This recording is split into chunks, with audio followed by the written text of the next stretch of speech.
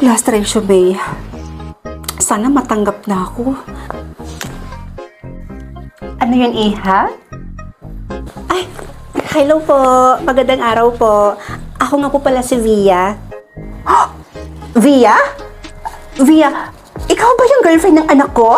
Alam mo, Iha, ang tagal na kitang gustong makilala at gustong makita. Halika muna, Iha. Pumasok ka muna. Halika na. Tuloy ka. Po? Iha, halika na. Huwag ka nang mahiya. Ano ka ba? Feel at home, ha? Halika na, tuloy ka muna. Ang init-init dyan eh. Sige po. Alam mo, Iha, tuwang-tuwa talaga ako sa'yo. Kasi dahil sa'yo, muli kong nakita yung anak kong humingit eh. Tsaka nag-gym.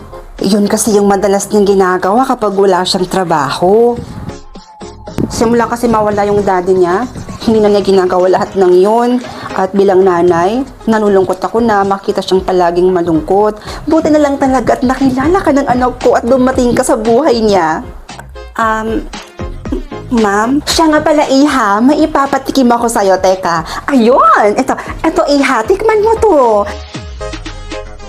Alam mo ba, paborito ito ni Kian. O ito, tikman mo, dali.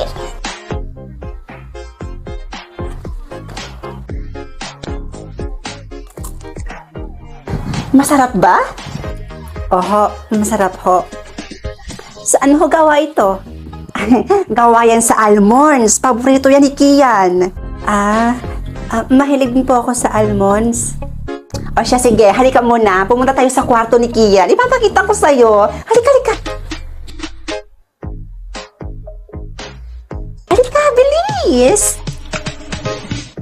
Ito yung kwarto ng anak kong si Kian. Every night ko siyang sinisilip dito sa kwarto niya. At palagi kong nakikitang ngumingiti yun habang kausap kagabi-gabi. At alam mo ba, valedictorian din si Kian nung gumraduate siya ng high school. Ay nako, ang talinong bata. Nga pala, Iha, nag-kiss na ba kayo ng anak ko? Po? Ay, ano ba naman ako? Ba't ko pa kasi tinatanong yung alam ko naman yung sagot, di ba? Normal lang yun, Iha. Ano ka ba? Sabi ko nga sa kanya, gusto ko nang magkaapo eh. Speaking, alam mo ba, sobrang cute ni Kian nung bata. Halika, ipapakita ko sa'yo yung photo album namin. Halika, dali. Ito siya, Iha. Tignan mo. Ito. Ayan siya, oh. Diba? Ang cute na talaga nung bata siya. Alam mo talaga dati, Iha, akala ko bakla talaga yung anak mong si Kian. Kasi tingnan mo naman dito, oh. Palaging manika yung hawak niya dito sa picture. At buti na lang, sinabi niyang nagkaroon siya ng girlfriend at Via ang pangalan. 3 years ago na yon. O imagine, 3 years ka na niyang hindi pinapakilala sa akin. At ngayon, tingnan mo, nakakausap na kita at nakilala na kita. Ang sama ni Oy. Kiakatay ba? Ma'am, nandito lang po talaga ako para sa... Kasi gusto ko nang magkaapo. Sinabi ko kasi yan kay Kian. Kaya sigurado akong sinabi niya rin yan sa'yo. Kasi naman, hindi na ako bumabata. Patanda na ako ng patanda. At ang gusto ko, maabutan ko pa yung magiging apo ko kay Kian. Mom, I'm home. Nandyan na yung future husband mo, ha? Ay nako, sigurado akong magugulatin na makita kang nandito. Halika, puntahan natin siya. Ate, ano nang gagawin ko? Nandito lang naman ako para mag-apply ng katulong eh. Uy, hi anak!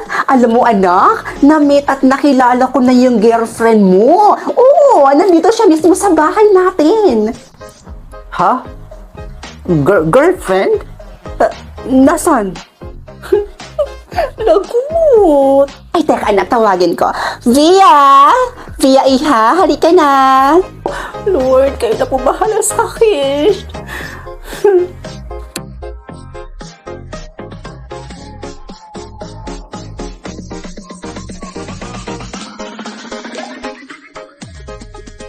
Hehe.